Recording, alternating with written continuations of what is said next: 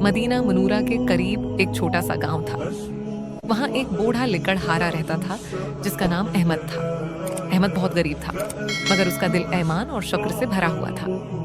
वो रोज जंगल जाता, लकड़ियां काटता, बाजार में बेचता और जो थोड़ा बहुत मिलता इसी से अपनी गुजर बसर करता।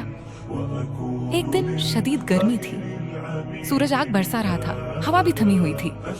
अहमद जंगल में गया तो उसने देखा कि एक बड़ा दरख्त अकेला खड़ा है। उसने कुल्हाड़ी उठाई और दरख्त के करीब पहुंचा, मगर जैसे ही उसने पहली जर्ब लगाई, दरख्त के नीचे से एक नर्म आवाज आई, हाय अहमद, मुझे मत काट, मैं अल्लाह के जिक्र में मसरूफ हूँ।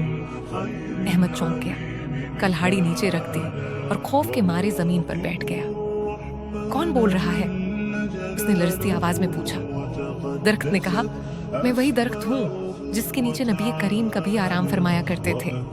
जब से आपका साया मुझ पर पड़ा, तब से मैं जिक्र अलही में मसरूफ हूँ। अहमद की आंखों से आंसू बहने लगे। सुभान अल्लाह, मैंने नादानी में तुझे काटने का इरादा किया, अल्लाह मुझे माफ फरमाए।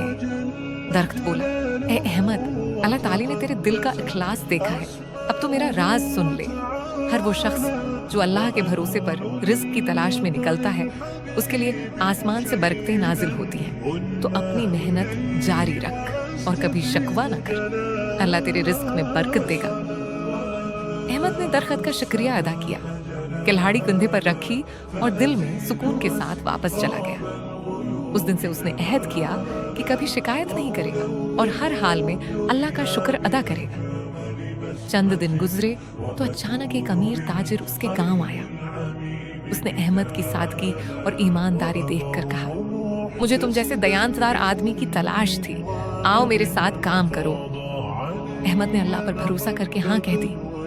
वक्त गुजरता गया और कुछ ही महीनों में अहमद का शुमार गांव के माजिज लोगों में होने लगा।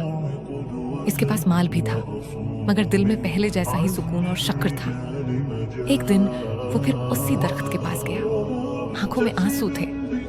ऐ दरख्त, तेरे अल्फाज सच साबित हुए, अल्लाह ने मेरे रिस्क में वाकई बरकत दी। दरख्त की शाखें हिली जैसे वो मुस्कुरा रहा हो। एक नर्म हुआ चली और अहमद के दिल में अल्लाह की मोहब्बत मजीद बढ़ गई। वो समझ गया कि ईमान और सब्र के साथ अल्लाह पर भरोसा करने वाला कभी महरूम नहीं रहता। सबक, जो शख्स अल्लाह पर भरोसा रखता है उसके लिए हर दरवाजा खुल जाता है। मुश्किलें वक्ती होती हैं, मगर ईमान और शुक्र हमेशा के लिए रोशनी बन जाते हैं।